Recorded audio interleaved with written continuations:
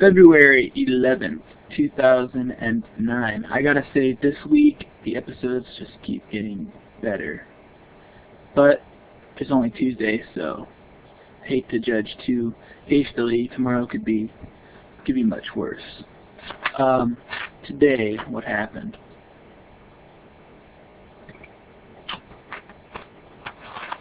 A lot of today's episode was revolved around Annie.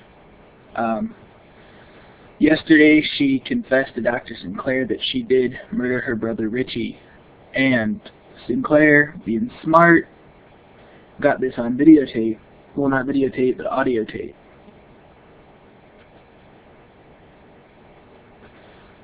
And Aiden heard this through the vent in the wall that he's been listening to, so he's really concerned.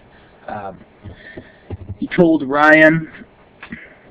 Ryan's really concerned, but good news, they called in a bailiff or some shit like that from the prison that Richie was in, who testified that Richie was indeed involved in a romantic relationship with Sinclair. So first off, told you guys.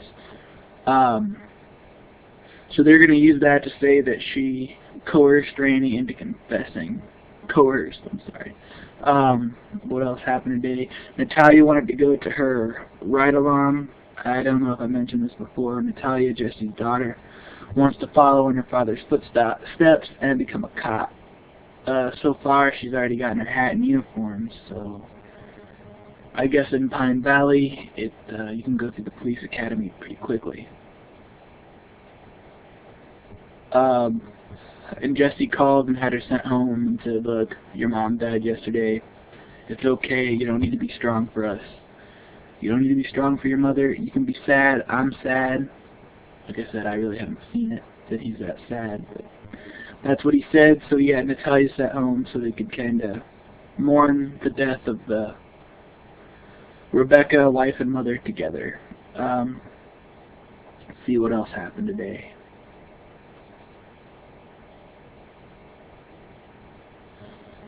Greenlee was trying on her wedding dress, and Aiden came in, told her what her and Ryan had been doing with Annie, and Greenlee's pretty upset about it. A while ago, I think it was a couple weeks ago, Annie escaped from the mental institution, Oak Haven, stabbed Erica Kane, put on a wedding dress and was thinking it was her and Ryan's wedding. I don't know if she was faking that to look insane or if she really was not an escape like that. Mysterious, but that's what she did. She was going after Greenlee. Her intent was to kill her, but she got stopped before that happened. But anyway, Greenlee was trying on her dress, and Aiden came in and told her what her and Ryan had been doing. And she was, kind of upset that Ryan didn't tell her, and that Ryan wants to help Annie after everything that Annie's put them through in their newfound relationship. It didn't take him long to move on after his wife got committed, but whatever. So she was kind of upset, and then Ryan came in, and she was in her wedding dress, and you know what that means, bad luck, so don't expect for any good to come out of their marriage. Same thing happened to Bianca, so don't expect any great wedding out of that either. Which they're connected, the weddings, they're having dual weddings, so that makes sense. So yeah, she was yelling at Ryan for, what he was doing behind your back. Let's see what else.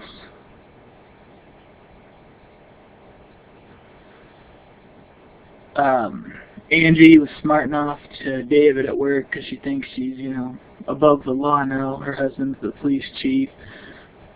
Oh, I didn't mention this, but she got fired by David Hayward, the chief of medicine, the current chief of medicine at Pine Valley Hospital. So did Jake Martin.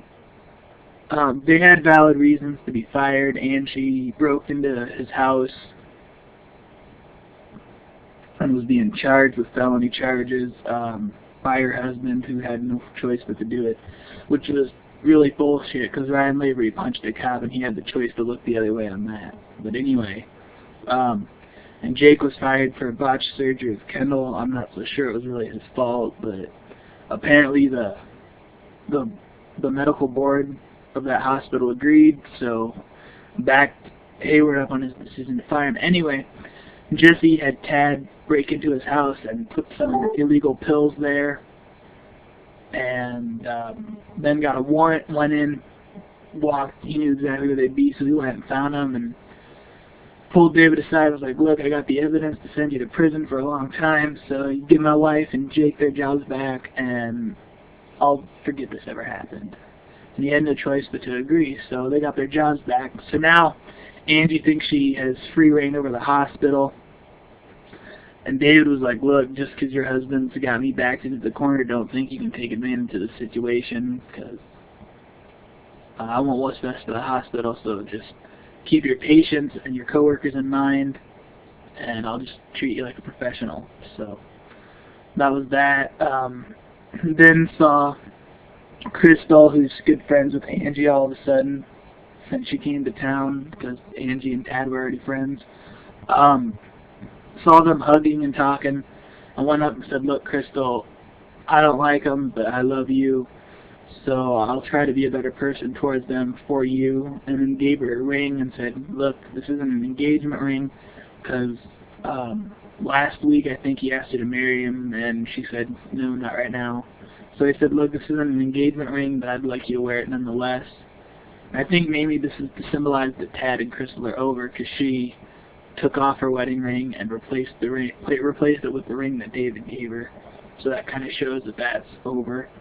Which is interesting, because David has taken both of Tad's wives, well, had sex with both of his wives and ruined their relationship, so that's one of the reasons Tad hates him. But I think it's just karma, because Tad's taken every one of Adam Chandler's wives. I haven't really discussed Adam Chandler, but he hasn't been on the show in a couple of days. But when he is, I'll get a little more into him. So yeah, it's kind of karmic justice. So I think that's kind of cool, because I'm big into karma. Excuse me.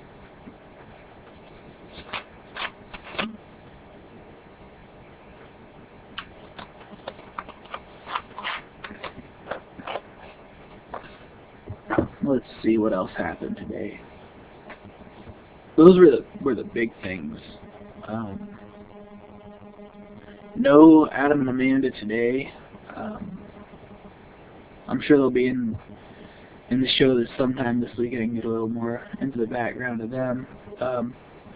Also with this whole background story stuff, you know, as I mentioned each character, I try to give their background, but I've been kind of thinking lately that that's a lot of work. Maybe it would be easier to just, instead of as we go, me giving the backstory, maybe I should just make one 10-minute video and just go through a little bit of the backstories on each character. I don't know, it's just an idea I'm thinking about. Maybe what I'm doing is working, because there's only so much to talk about. You know, I don't want the videos to be too short, so I might just keep with how I'm doing, giving the backstory as we go. Nothing with Jake today, or Taylor. Not too much with Tad, other than him explaining that they found a connection with Dr. Sinclair and Richie, but Aiden was very upset with this, because he knows that it's not looking good for Annie now that Sinclair has this recording, and I think he might be starting to develop some feelings for Annie. I hope so. I think they'd make a good couple. They were both burned by Ryan and Greenlee, so that would be good. And Annie was just crushed because Aiden came in when Dr. Sinclair was like, look, the jig's up. You're over. We got you. You know, to go along with Sinclair, and then he whispered in the ear, look, I'm still here to help you. But I don't think Annie understood that, because she said, you know, get away from me, don't whisper in my ear. So it looks like Annie's really hurt, because I think Annie's developing feelings